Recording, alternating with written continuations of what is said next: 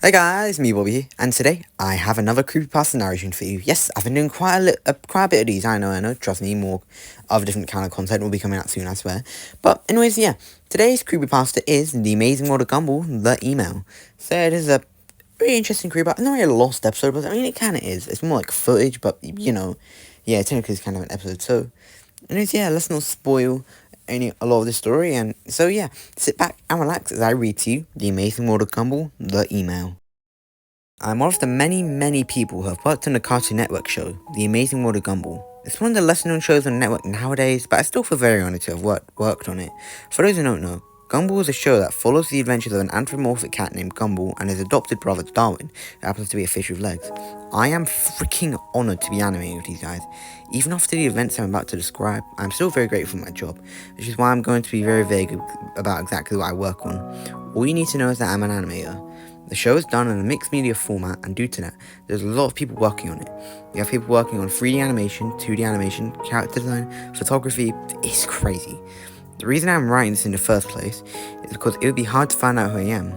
But even now, it's hard for me to talk about this. This incident happened all the way back in 2012. All I remember was that it was in the middle of season 2, and we were working on the episode, The Game. I remember it quite vividly. We were laughing and animating a scene where a pizza grows legs and crawls out our window. It makes more sense in context, I swear. Anyways, me and the many other colleagues were huddled around the computer and working on little details in the animation when I heard my phone's notification sound effect go off. Then the guy behind me's phone went off. Then one by one, everyone's phone began to go off. One after the other, the sound of dings and pops were filling the air. Everyone looked around at each other, noticeably startled, but then we laughed it off, thinking it might just be a mass email from a higher up with some announcement. We all brought it up on our phones to find it wasn't from any of our work emails. The email contained a video attachment alongside of some grabbled text. Hell, if I remember what it said, I deleted that email years ago. I do roughly remember the video attachment name though, probably because it was actually in freaking English. The Amazing World of Gumball, SO2E00V.mp4. The video title led us to believe it was an episode of Gumball. There was no episode name after the, however. Someone quickly logged into their email so that we wouldn't have to watch it all separately, since that would be kind of stupid with us all in the same room watching the video on separate phones. You get it? Anyways, the screen was black for a couple seconds before the typical Gumball intro appeared. Nothing out of the ordinary. After the flashy title sequence ended, the episode card appeared. As expected, there was nothing but the word "the," which was usually what would appear then when we would start animating a new episode. And we chose the Gumball intro template, so it was almost like what was sent to us was an unfinished episode of Gumball. And the video played out like that too. The episode began with Gumball and Darwin walking down the sidewalk to their house. The animation looked very unfinished. Gumball and Darwin's movements were choppy. The assets in the video were clearly all flash assets from our animation studios though. So it had to be an animator who was working on the show who created this. There was no vocal audio though, only subtitles where there was supposed to be voice acting. Me and the people watching were in a daze just how ridiculous the situation was. We didn't really question why someone from the animation team did this and sent it to us. It made no sense, but we just kept watching anyway. The video was very poorly animated, but it played out like a typical episode of Gumball. There was a lack of humor though. Maybe it had something to do with the subtitles. I barely remember the plot, but I remember a video cut around 5 minutes in as Gumball and Darwin were walking to their front door. After a couple seconds, a voice from one of the staff broke the silence. The hell was that? Everyone in the room chuckled and shrugged it off, as someone freaking around with our copy of Flash and accidentally sent it out. It's ridiculous, I know, but if it was on accident, that would explain in the email's text being all fricked up. At the end of the day, we all clocked out and went home. The video we had received was still in my mind, and I decided to analyze the video on my laptop when I got home. I downloaded the file and played it, trying to make sense of it. I noticed something about how the video cut off when the video ended. Right before it cuts to black, there's a bright flash on the screen. I thought it may have just been the way the video was rendered or something, but I decided to go back and slow it down anyways. God, I love my job. I love my job so much. There are people who like me there. I have friends who like to draw like me. I always have fun. It's a great distraction, but I always go home in the evening and feel like crap because I no longer have a distraction. I am blessed to have such a nice job. I am blessed to have such a nice place to work. I mean, I almost forgot about update. I'm sorry, I guess I should explain. My daughter went missing 10 years ago, along with her cats, a mother and a son. She was never found, but I always hoped she was still alive. But sometimes I just got so depressed, so this job has been a great place for me to get rid of that depression. It's a nice distraction, but that freaking frame ruined it. Now I can't even enjoy my work anymore.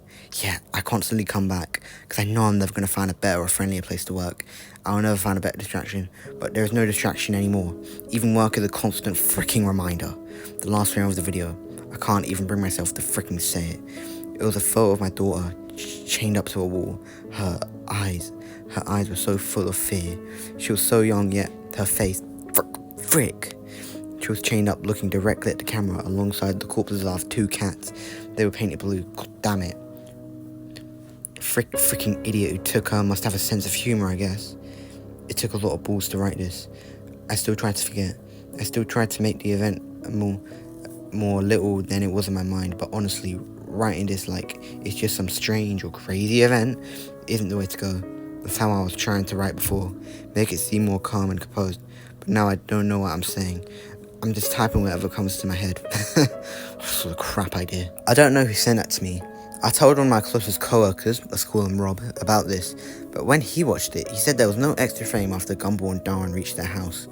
He came over and we went frame by frame together, and sure enough, my video had the frame. The only reasonable explanation was for this is he sent him 2 separate emails. I remember my phone was the first one to receive the email. At the time, I thought I just had faster internet connection, but it didn't make sense.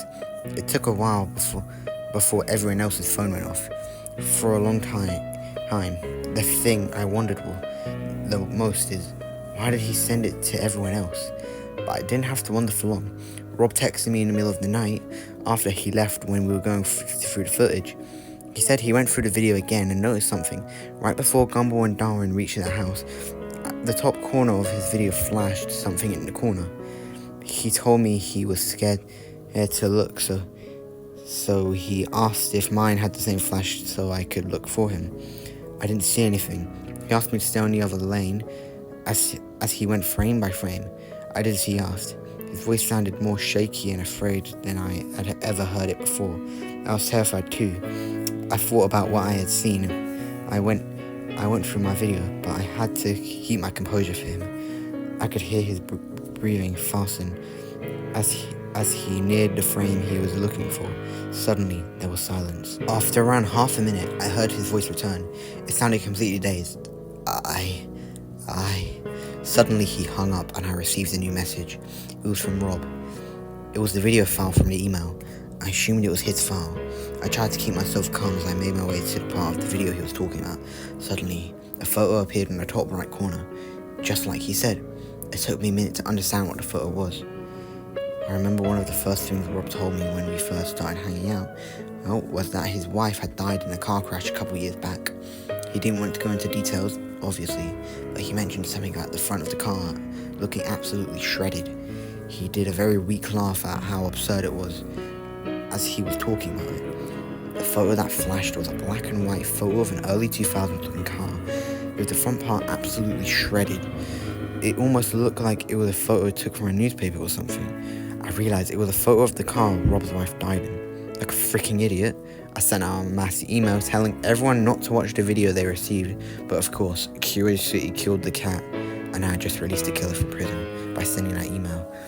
They'd be fine one day at work, and the next day, their faces would be completely drained of colour. I began to ask for other people's version of the video, and they complied easier than I thought. I watched everyone's video, and sure enough, each one had a photo sneaked in there, one way or another. I can't even feel bad for myself after what I saw. Each video was tailor-made to remind us of something terrible that had happened to us in our past. All I know is that it has to be someone we all know. Someone who knows something that's happened to each of us working on this show. We're all fairly chummy before, so we didn't really know for sure. I've told people about my missing daughter before. Damn it. It was just so nice to be listened to. It was just so cruddily made. It had to be one person. I mean, I have to give credit where credit is due. Someone went through all that trouble to find a photo of my daughter. Maybe it is the person who took her. Maybe he's been following me, never letting me forget. maybe he just decided to take a couple more copies of the video to frick with my co-workers because I was the only one who had never seen anything remotely similar to my image. I don't even know what I'm saying anymore. Anyways, this was an eerie event that took place behind the scenes of the Amazing World of Gumball. I seriously don't get how no one has quit yet. But, I mean, nothing else has happened since then. We definitely aren't as friendly as we used to be, though, because one of us here seems to love our misery. It could be one of us, but we'll probably never know. Okay, that was actually really good, if I'm being honest here, because now this is a story I've known of for, I'd say, a few years. I heard Eternal Ferret narrate it, and I believe Formidable Robot, yeah, he did. So, yeah, honestly, good story, if I'm being honest here. It was interesting, somewhat believable to an extent. So, yeah, let's talk about it, shall we? Now, first of all, the whole thing of the protagonist, being like an anime or a cartoon, like that is something kind of unique. And like normally, there's an intern, and like seeing an episode on TV. Okay, that was random, but still, no, it was actually pretty interesting seeing it through like an animator and someone who like actually worked on the show. And something I honestly really liked about it is how at the end he's all like, oh yeah, now this was behind the scenes little horror story which happened in the Amazing World of Gumball. Like, I actually found that to be a pretty unique and nice touch. Like I don't know, something like that. It's just cool. Okay, I'm babbling. Now, of course, the main thing of the episode, which for me, it wasn't really an episode. I mean, there was an episode, but like, it wasn't really, like, made that clear what the episode was like, like, all about. It was just like, Gumball and Darwin doing stuff, and then them walking to their home. I believe it was like only like 5 minutes. And so they didn't really, the protagonist didn't really say what else happened, but like the main thing, like the main attraction of this episode, I feel, was like the whole thing of like, being like, a thing, something's like mess with the people there, because like, how each video that got sent on their phone, which of course it was an email attachment, was like something which was, tailor-made to like remind them of something horrible which happened, which it's quite messed up if you really think about it, because like they're trying to move on, live their life, but then boom, something like that just has to happen. So yeah, that's pretty, messed up if you ask me, but of course it is a creepypasta, so what do you expect? But of course, still, and of course, the whole thing of like, the photos, normally that's something that would also make me groan, but honestly, it really worked in the story, and it genuinely believes, somewhat believable, like something like this could actually, like, honestly, wind up happening. Now, of course, the picture of, like, his daughter chained up, which is quite, of course, messed up, but again, it's creepypasta week, but the whole thing of the cats being found dead, but of course, they were painted blue, which, of course, shows that the person who did it must have something, like, know something about him, or hell, even work there. So yeah, all that thing has been following him around for years, which I do believe is somewhat decent theory, and honestly could actually, like, work and like be real. Yeah. So my final thoughts on the story was really good, quite believable. I like the whole thing of like the person actually being an animator, not just your average everyday person, or hell, God forbid, an intern. So yeah, my rating on the story would have to be a 9.5 out of 10. It was really good and quite believable. So yeah, anyways, thanks for watching. Like, subscribe, turn notifications in the next video. Comment apartment if you made it this far. And I'll see you guys next time. Bye!